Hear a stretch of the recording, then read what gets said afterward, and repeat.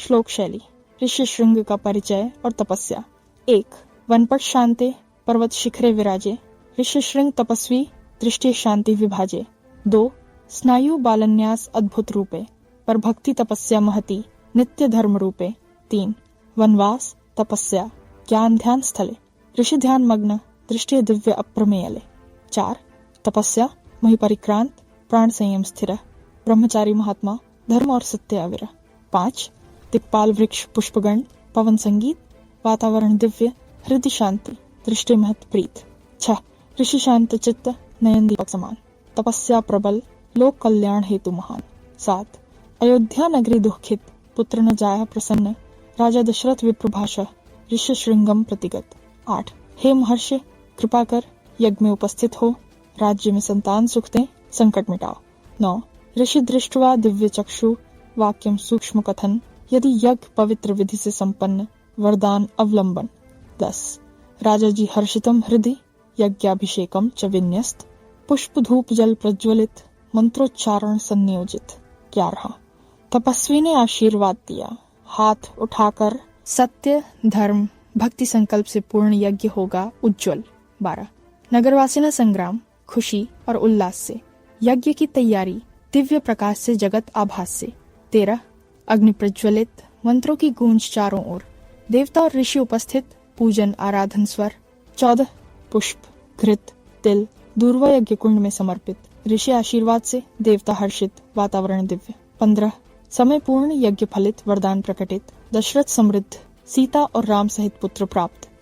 16. अयोध्या नगर हर्षित भव्य आनंद छाया, राम संतान जन्मे धर्म और न्याय उजागर पाया। 17. तपस्या भक्ति यज्ञ और आशीर्वाद संगम, ऋषि शृंग की महिमा अमर कथा का संगम। 18. रामायण कथा में उनका योगदान अमूल्य, धर्म भक्ति और तपस्या का आदर्श अनुपम। 19. ऋषि शृंग तपस्वी आदर्श धर्म सिद्ध, जीवन में भक्ति संयम तपस्या अविरत सिद्ध। 20. राजा दशरथ ने प्राप्त किया पुत्र सुख, ऋषि की कृपा से पूर्ण हुआ हृदय का दुहक। 21. यह कथा शिक्षा देती सत्य भक्ति से फल, तप और धर्म से जीवन में विजय अवलंब। 22. अयोध्या और वनवास यज्ञ और वरदान, ऋषि तपस्या का प्रतिफल सदा अमर जान। 23. सच्ची भक्ति तपस्या और संयम का संदेश, ऋषि शृंग जीवन में अनंत प्रेरणा के स्रोत। 24. रामायण में यह प्रसंग अमर गाथा बन गया, धर्म भक्ति तपस्या का अद्भुत संगम जगत में गाया।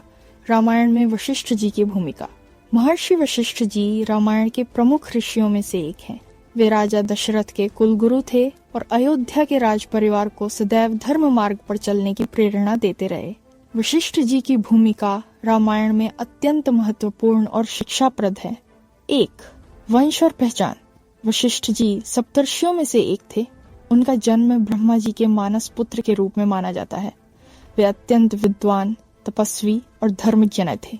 2. दशरथ के राजगुरु। वशिष्ठ जी अयोध्या के राजा दशरथ के कुलगुरु थे। वे राज्य के सभी धार्मिक अनुष्ठानों और यज्ञों का संचालन करते थे। दशरथ जी हर निर्णय से पहले वशिष्ठ जी से परामर्श करते थे। 3. पुत्रेष्टि यज्ञ का आयोजन। जब राजा दशरथ को संतान नहीं थी, तब वशिष्ठ जी ने उन्हें ऋषि शृंग मुनि को बुलाने और पुत्रेष्टि यज्ञ करने की सलाह दी। इसी यज्ञ के परिणाम स्वरूप राम भरत लक्ष्मण और शत्रुघ्न का जन्म हुआ। 4. राम के गुरु और मार्गदर्शक। वशिष्ठ जी ने राम लक्ष्मण भरत और शत्रुघ्न को वेद नीति धर्म और युद्ध कला की शिक्षा दी। वे राम के प्रथम गुरु थे, जिन्होंने उन्हें मर्यादा संयम और धर्म पालन का मार्ग बताया। 5. वनवास प्रसंग में भूमिका। जब कैकेयी ने राम के वनवास की मांग की, तब वशिष्ठ जी ने दशरथ को समझाया कि राजा को वचन पालन करना चाहिए, पर साथ ही राम के प्रति उनका स्नेह भी स्पष्ट रूप से दिखाई दिया। उन्होंने राम को समझाया कि धर्म का पालन सबसे ऊपर है और उनके वनवास को भी धर्म यात्रा के रूप में देखा। 6. भरत को धर्म का उपदेश। जब भरत वन से लौटे और राम को वापस लाने के लिए गए, तब वशिष्ठ जी ने भरत को राजधर्म और भ्रातृभक्ति का उपदेश दिया। उन्होंने यह भी समझाया कि राम के आदेश और धर्म का पालन ही सर्वोत्तम मार्ग है। 7. राम राज्य में भूमिका। राम के राज्याभिषेक के समय वशिष्ठ जी ने यज्ञ और अभिषेक विधि संपन्न करवाई। वे राम राज्य में भी धर्म और नीति के मार्गदर्शक रहे। 8. शिक्षाएं। वशिष्ठ जी के उपदेशों में यह संदेश निहित है, धर्म, सत्य और कर्तव्य सर्वोपरि हैं। गुरु का मार्गदर्शन जीवन का प्रकाश है। संयम और विवेक से ही सच्चा शासन संभव है। निष्कर्ष। महर्षि वशिष्ठ जी रामायण में धर्म, ज्ञान और नीति के प्रतीक हैं। वे गुरु, ऋषि और धर्माचार्य के रूप में संपूर्ण कथा में मार्गदर्शन करते हैं। उनके उपदेशों के बिना रामायण की कथा अधूरी मानी जाती है। महर्षि वशिष्ठ और विश्वामित्र के संबंध और मतभेद। 1. प्रारंभिक परिचय। महर्षि वशिष्ठ और विश्वामित्र दोनों महान ऋषि थे, परंतु उनकी जीवन यात्राएं भिन्न थीं। वशिष्ठ जी ब्रह्मा के मानस पुत्र और जन्म से ब्राह्मण थे। विश्वामित्र जी प्रारंभ में राजा कौशिक थे, एक क्षत्रिय राजा जिन्होंने बाद में कठोर तप करके ब्रह्मर्षि पद प्राप्त किया।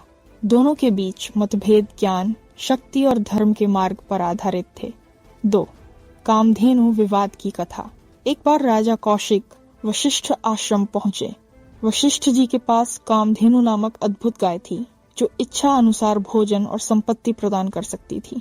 राजा कौशिक ने कहा, महर्षि, यह गाय तो राजकोष के लिए अत्यंत उपयोगी होगी, इसे मुझे दे दीजिए। वशिष्ठ जी ने शांतिपूर्वक कहा, राजन, यह गौ मेरे आश्रम की माता के समान है, इसे मैं नहीं दे सकता। राजा ने बलपूर्वक गाय ले जाने का प्रयास किया, परंतु कामधेनु ने अपने तेज से वशिष्ठ के लिए दिव्य सेना उत्पन्न की, जिसने राजा की सेना को पराजित कर दिया।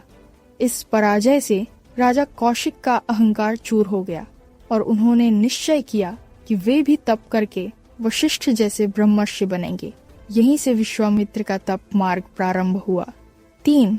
विश्वामित्र का तप और परीक्षा। विश्वामित्र ने वर्षों तक कठोर तप किया। देवता उनकी परीक्षा लेते रहे, कभी मेनका, कभी अप्सरा रंभा के माध्यम से। हर बार उनकी साधना में विघ्न आता, पर अंततः उन्होंने अपने क्रोध, अहंकार और इच्छाओं पर विजय प्राप्त की। वशिष्ठ जी ने उनकी तपस्या देखकर कहा, अब तुम केवल ऋषि नहीं, ब्रह्मर्षि कहलाने योग्य हो। इस प्रकार पहले प्रतिद्वंद्वी रहे ये दोनों अंततः गुरु शिष्य समान सम्मान के संबंध में बंध गए। 4. राम और विश्वामित्र का संबंध। जब विश्वामित्र को ताड़का और राक्षसों से यज्ञ रक्षा करनी थी, वे अयोध्या पहुंचे और राजा दशरथ से राम और लक्ष्मण को साथ ले जाने का अनुरोध किया। दशरथ सशंकित थे, पर वशिष्ठ जी ने उन्हें समझाया, राजन, यह स्वयं राम के लिए धर्म और शौर्य का मार्ग होगा। उन्हें विश्वामित्र जैसे महात्मा का सानिध्य मिलेगा। इस प्रकार वशिष्ठ जी ने विश्वामित्र के अनुरोध का समर्थन किया और राम की शिक्षा यात्रा का मार्ग प्रशस्त किया। 5. दोनों ऋषियों की समानता। अंततः दोनों ऋषियों ने दिखाया कि वशिष्ठ जी ने जन्म से ब्राह्मण होकर भी विनम्रता और संयम का आदर्श दिया।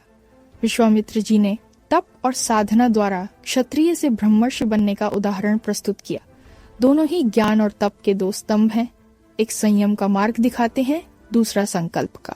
6. संदेश। वशिष्ठ और विश्वामित्र की कथा हमें सिखाती है कि वास्तविक ब्रह्मत्व जन्म से नहीं, बल्कि कर्म, तप और ज्ञान से प्राप्त होता है। विश्वामित्र द्वारा राम और लक्ष्मण को दी गई शिक्षा तथा ताड़का वध की कथा। 1. विश्वामित्र का अयोध्या आगमन। विश्वामित्र जी ने जब कठोर तप किया, तब उन्हें राक्षसों द्वारा बार बार विघ्न पहुंचाया गया। इन राक्षसों में ताड़का नामक राक्षसी सबसे भयंकर थी। वह यज्ञों को नष्ट कर देती और साधुओं को डराती थी।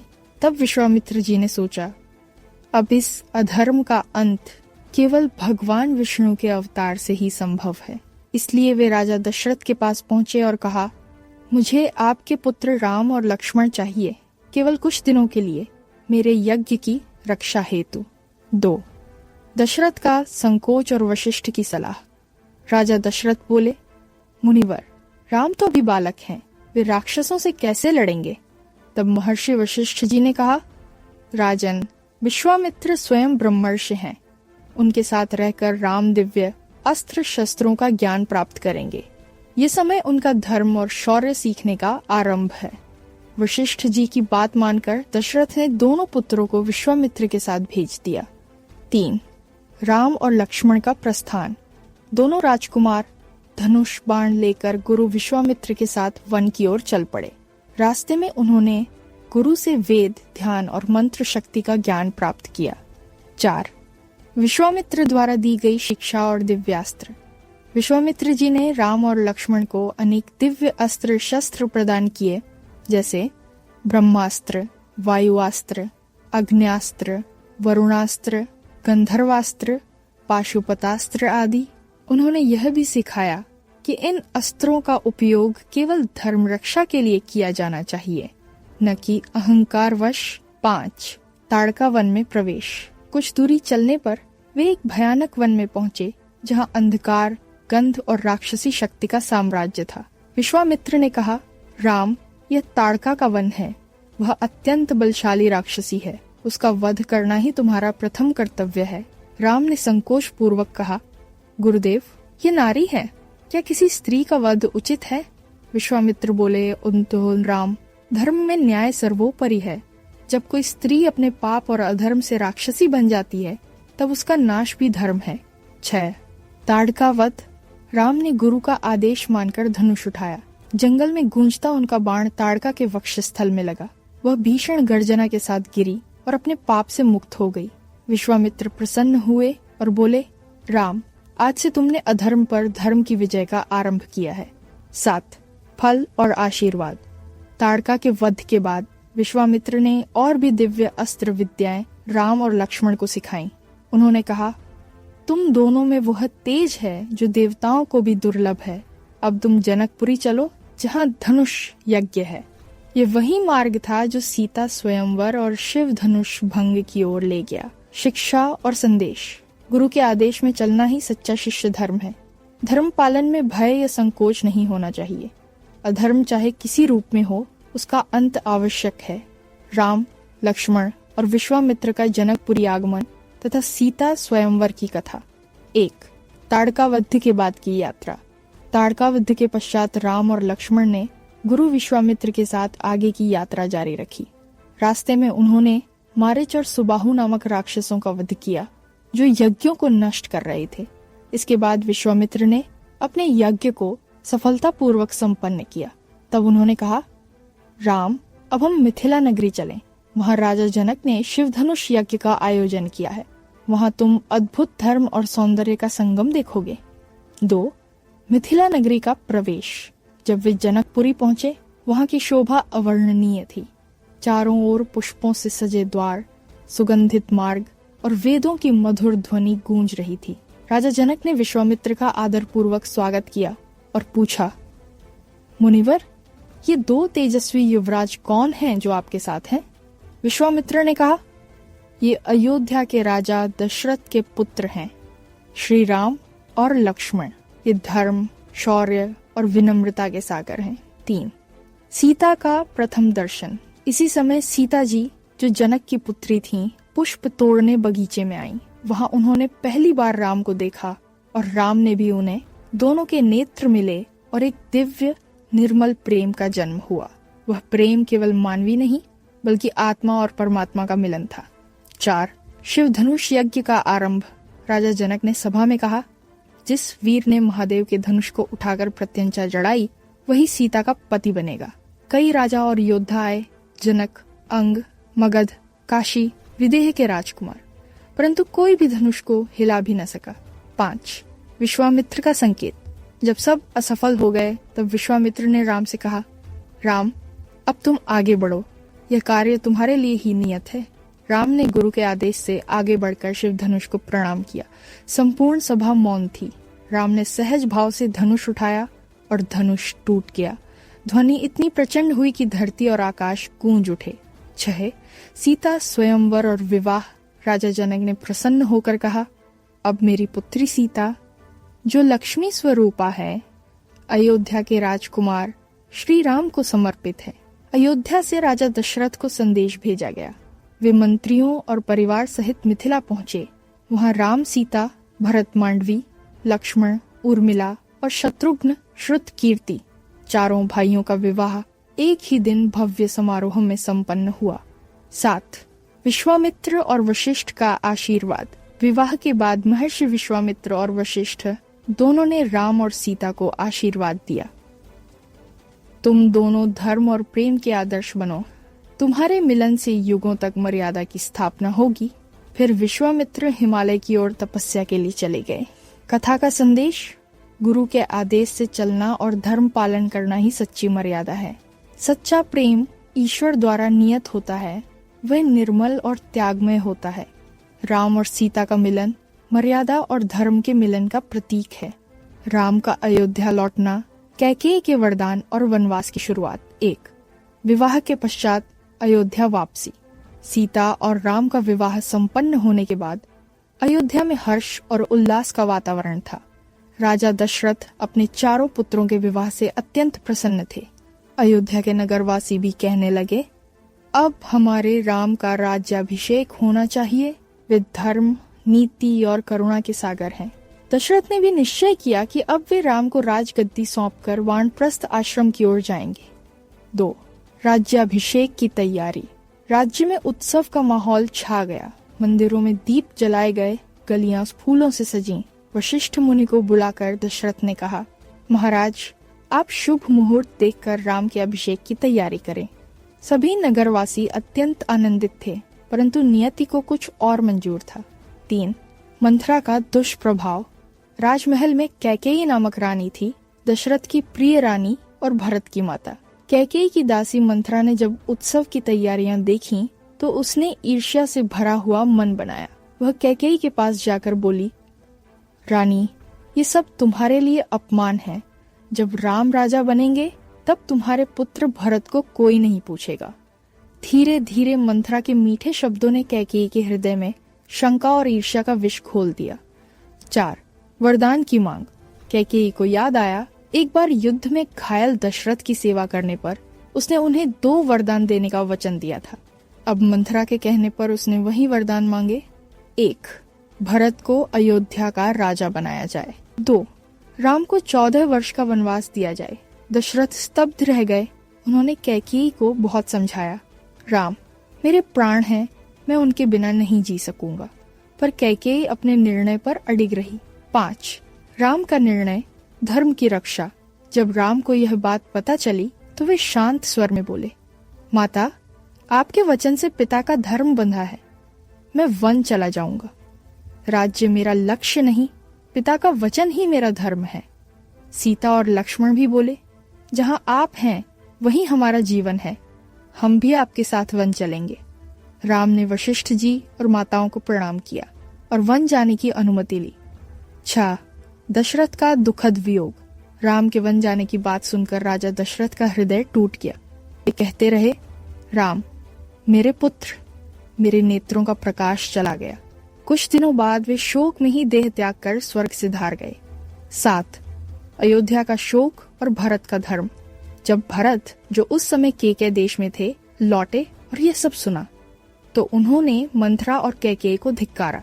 वे वन में राम को मनाने गए, पर राम ने कहा, भ्राता, ये हमारे पिता का वचन है, मेरा कर्तव्य उसे निभाना है। राम ने भरत को राज्य का भार संभालने का आदेश दिया और वे स्वयं वनवास को चले गए। शिक्षाएं। सच्चा धर्म व्यक्ति के वचन और कर्तव्य में निहित होता है। प्रेम और त्याग ही परिवार और समाज की नींव है। राम का वनगमन केवल दुखद नहीं, बल्कि धर्म की स्थापना का आरंभ था। राम, सीता और लक्ष्मण का वन जीवन और भरत राम मिलन। 1. अयोध्या से प्रस्थान। राजा दशरथ के आदेश और कैकेयी के वचन का पालन करते हुए राम, सीता और लक्ष्मण ने वन जाने की तैयारी की।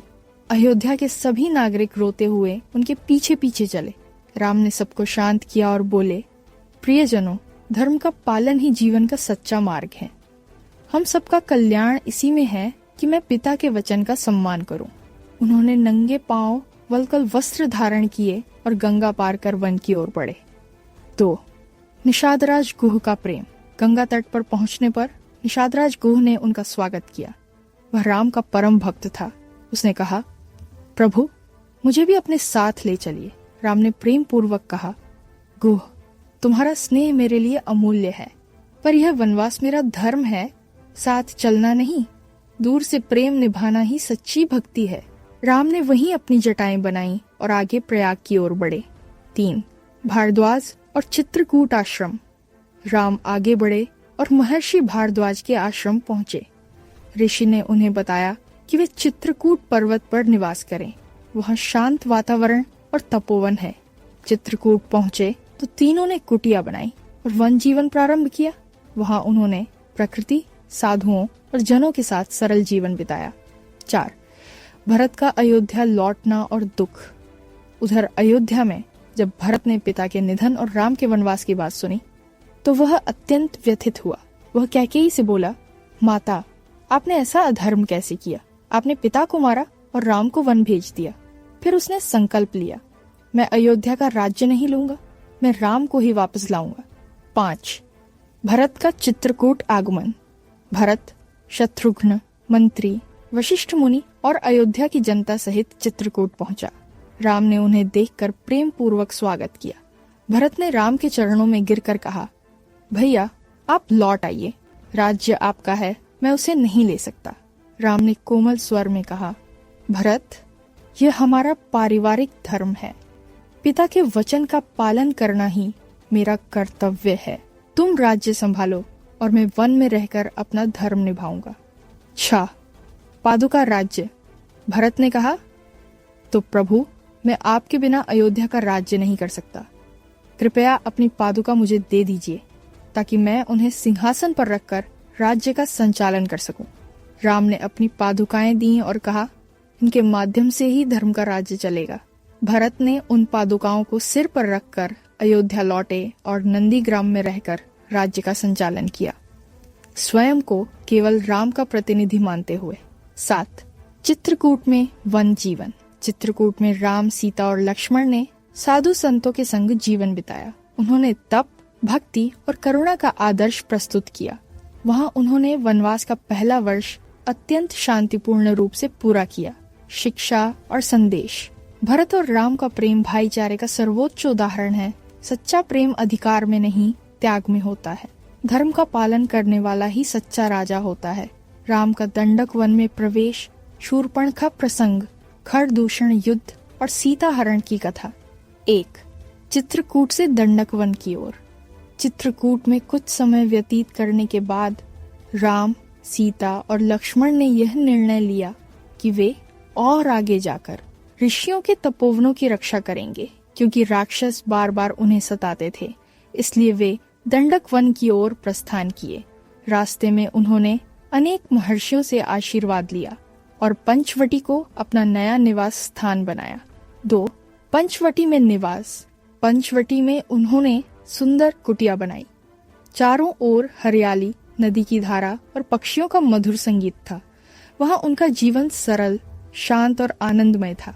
लक्ष्मण ने कहा, भैया, ये स्थान तो स्वर्ग के समान है। राम ने उत्तर दिया, हाँ, जहाँ प्रेम और धर्म है वहीं स्वर्ग है। 3. शूर्पणखा का आगमन। एक दिन शूर्पणखा, जो राक्षस राजा रावण की बहन थी, वन में घूमते हुए राम की कुटिया के पास पहुंची। वह राम की दिव्यता और सौंदर्य से मोहित हो गई।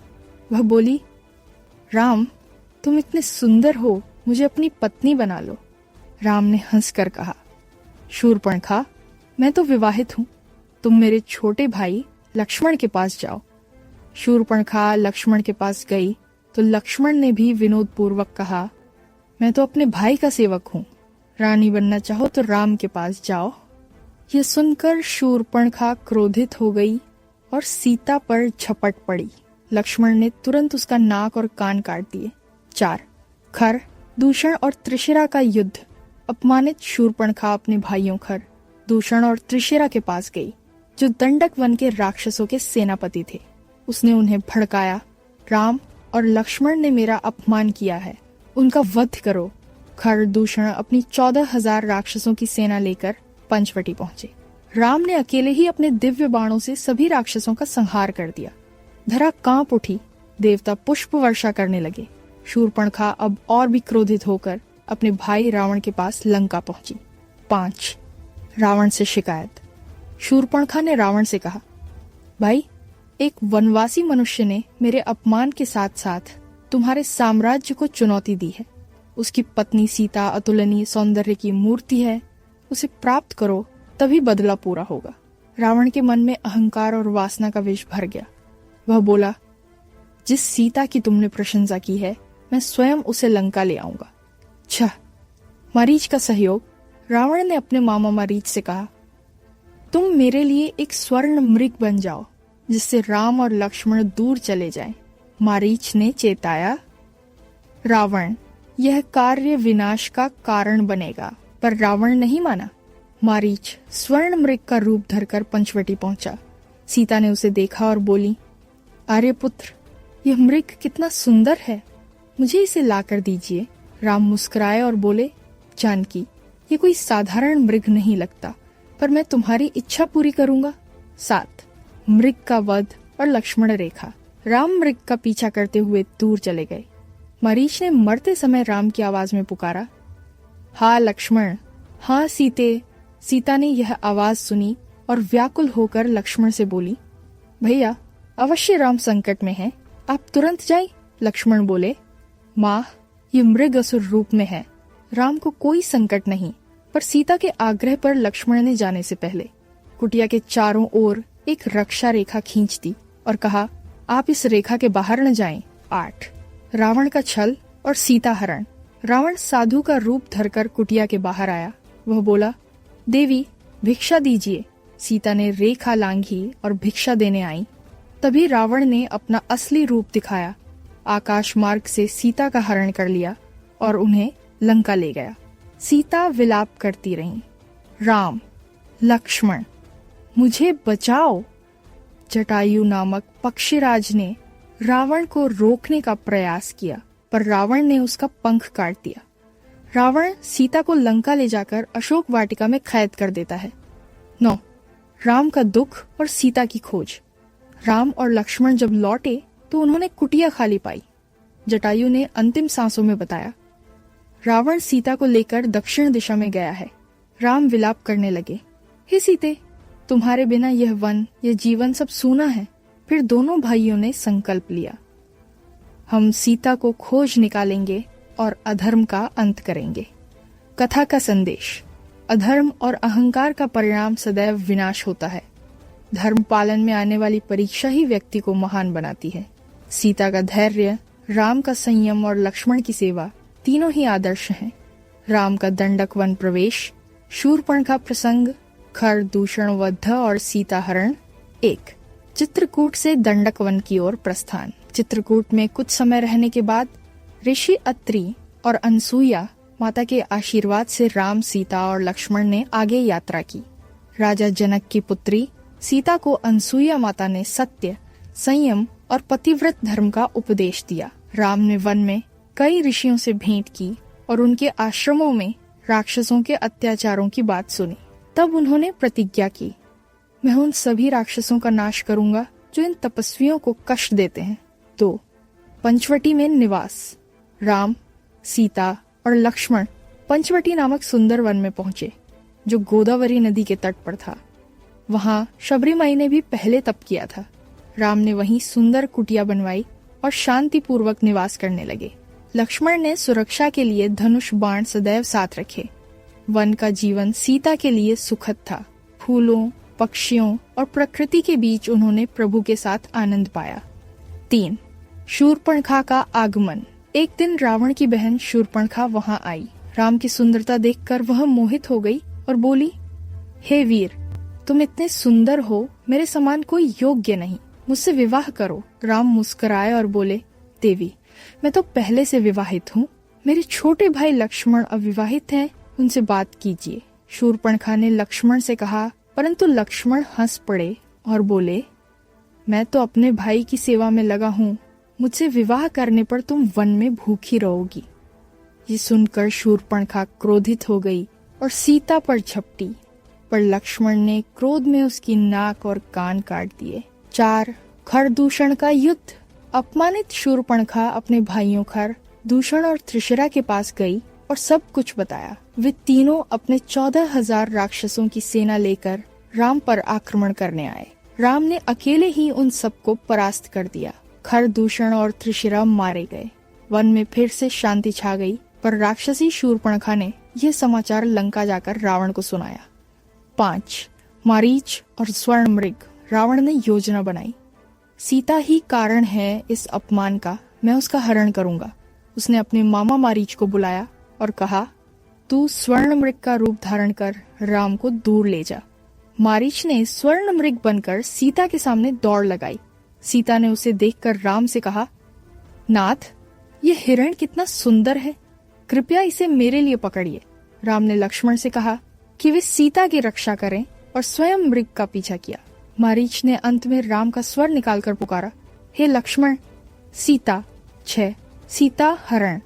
सीता चिंतित हुई और लक्ष्मण से बोली, भैया देखो, राम संकट में है, तुम तुरंत जाओ। लक्ष्मण बोले, माता, प्रभु राम को कोई संकट नहीं, परंतु आपका आदेश मानकर मैं जाता हूँ।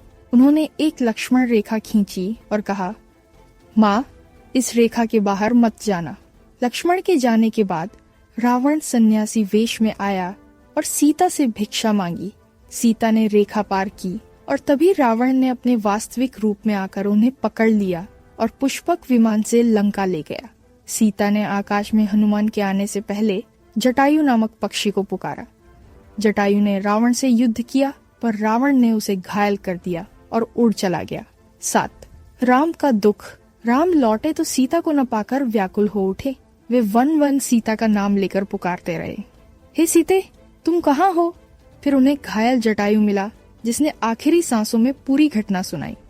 राम ने जटायु को मुक्ति दी और सीता की खोज में आगे बढ़े। शिक्षा और संदेश। असत्य और छल का अंत सदैव होता है। सच्चा धर्म त्याग और संयम में है। बुराई चाहे कितनी भी शक्तिशाली हो, सत्य अंततः विजयी होता है। राम सुग्रीव मित्रता, बालीवध और हनुमान से प्रथम मिलन। 1. जटायु की मृत्यु के बाद राम की यात्रा। सीता की खोज में राम और लक्ष्मण वन वन घूमते रहे। वे हर जीव से पूछते, क्या तुमने जनक नंदिनी सीता को देखा है? भ्रमण करते हुए वे कबंध नामक राक्षस के वध के बाद शबरी आश्रम पहुंचे। वहां भक्त शबरी माई ने प्रेम पूर्वक उनके चरण धोए और बेर खिलाए, जिन्हें वह पहले छक्कर देती थीं, ताकि कोई कड़वा न हो। राम ने स्नेह पूर्वक वे बेर खाए और उन्हें मोक्ष प्रदान किया। 2. सुग्रीव से भेंट। फिर दोनों ऋषिमुख पर्वत पहुंचे, जहां सुग्रीव और उसके मंत्री हनुमान रहते थे। सुग्रीव अपने भाई बाली से भयभीत होकर वहीं छिपा था। हनुमान ने राम लक्ष्मण को देखा और विचार किया, ये तो तेजस्वी हैं, परंतु स्वरूप से वनवासी लगते हैं। जानना चाहिए कि ये कौन है। वह ब्राह्मण रूप में उनके पास आया और विनम्रता से पूछा, हे वीरों, आप कौन हैं? किस उद्देश्य से वन में आए हैं? राम ने अपना परिचय दिया। तब हनुमान अत्यंत प्रसन्न हुआ और उन्हें कंधे पर बिठाकर सुग्रीव के पास ले गया। 3. राम सुग्रीव की मित्रता। सुग्रीव ने बताया, भाइयों के विवाद में मेरा राज्य बाली ने छीन लिया और मेरी पत्नी को भी रख लिया। अब मैं असहाय हूँ। राम ने कहा, मैं तेरी सहायता करूंगा और तू मेरी। मैं तेरी पत्नी और राज्य लौटा दूंगा। तू सीता